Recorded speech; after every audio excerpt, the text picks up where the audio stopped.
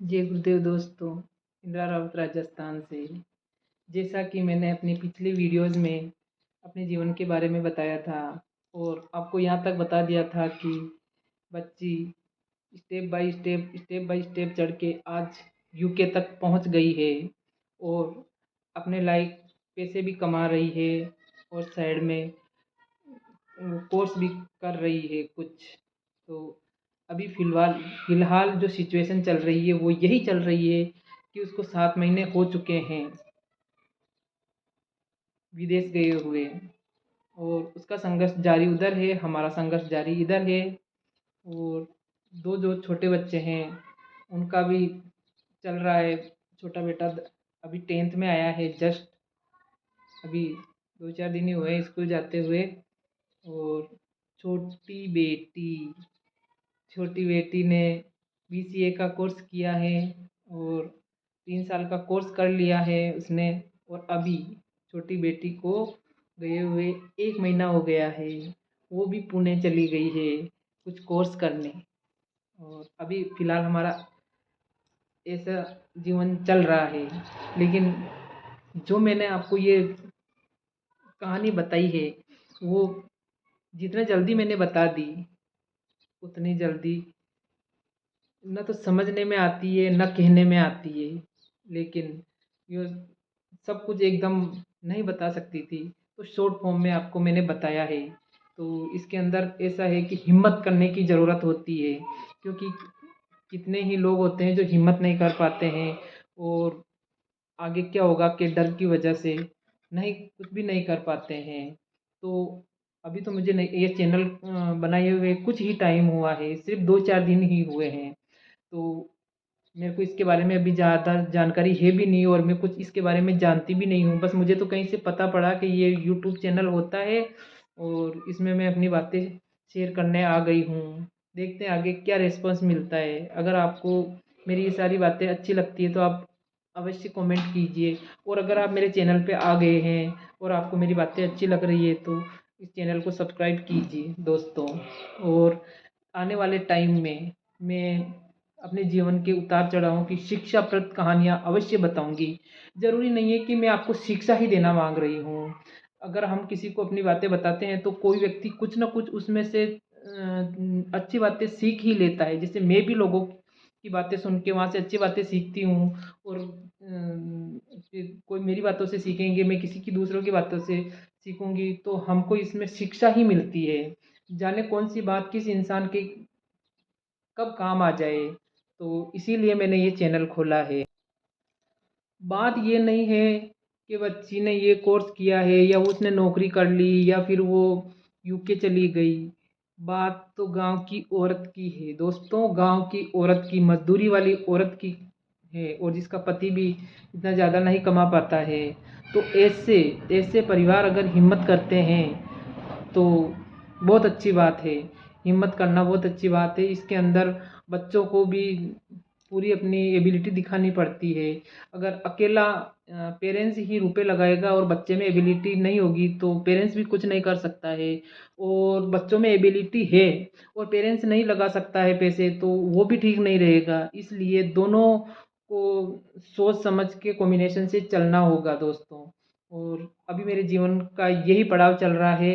और अभी आगे आने वाली वीडियोज़ में मेरी दुकान के बारे में भी मैं बताऊंगी। मेरी दुकान है पास में और जिसमें मैं सिलाई का काम करती हूँ और सिलाई के सामान रखे हुए हैं।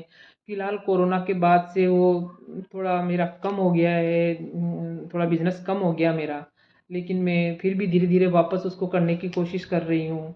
और दूसरी बात है कि मेरी कमर के अंदर बहुत प्रॉब्लम है, तो इस वजह से भी मैं काफ़ी थोड़ी परेशान हो गई हूँ। तो कोई नहीं, काम तो करना ही होगा। और इस प्रकार अब मैं आने वाले टाइम में अच्छी अच्छी वीडियोस शेयर करूँगी और अपने जीवन के बारे में जो बहुत कुछ छूट गया है, जो इसके अंदर मैं सब कुछ बता नहीं सकती हूँ, बहुत कुछ छूट गया है, उसको मैं अच्छी तरह से एक्सप्लेन करने की कोशिश करूँगी। लेकिन उसके लिए मुझे आपके रिस्पॉन्स की ज़रूरत है दोस्तों। एक राजस्थान के गांव की औरत जो गांव शहर कस्बे से निकलकर यहाँ तक गई है कि आज उसने बेटी को यूके तक पहुँचा दिया है।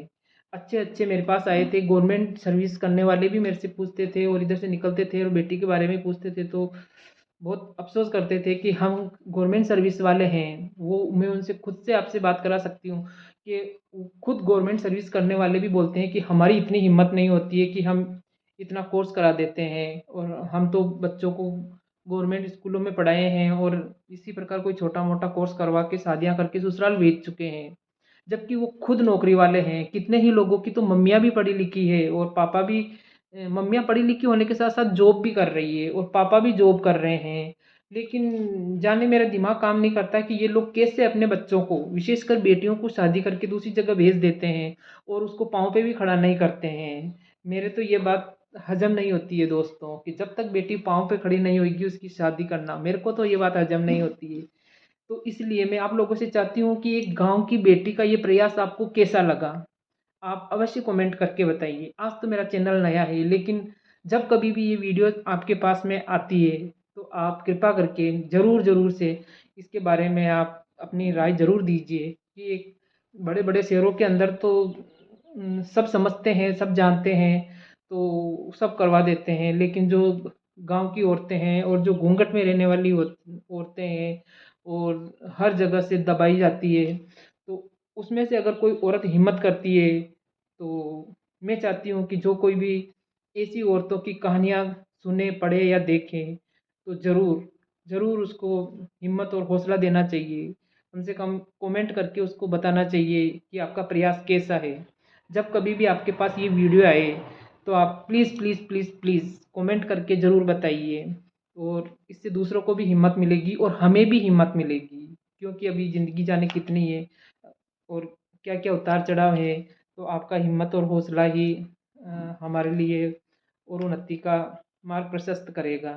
तो मैंने एक कोशिश करी है, अभी तो मुझे पता नहीं है कि क्या होगा, क्योंकि ऐसे चैनल हमारे समाज में अधिक तरह से औरतें ऐसा बनाती नहीं है, लेकिन मैंने हिम्मत करी है, एक छोटा सा प्रयास किया है।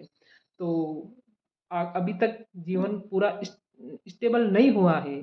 बच्ची अभी बाहर गई है, कोर्स कर रही है, और 6 महीने के बाद 6 महीने के बाद उसका कोर्स ख़त्म होगा, और उस टाइम क्या खुशी होगी वो मैं आपको ज़रूर बताऊंगी। और जीवन के जो खट्टे मीठे अनुभव हैं और मेरी जीवनचर्या और मेरी दुकान में काम और ये जो दूसरा सब कुछ मैं आपको ज़रूर शेयर करूंगी। तो आप मुझे ज़रूर ज़रूर बताइए कि आपको मेरे जीवन की ये कहानी कैसी लगी, और आने वाले वर्षों में भी अगर मालिक ने चाहा तो मैं ज़रूर अपनी बातें शेयर करूंगी। जय गुरुदेव।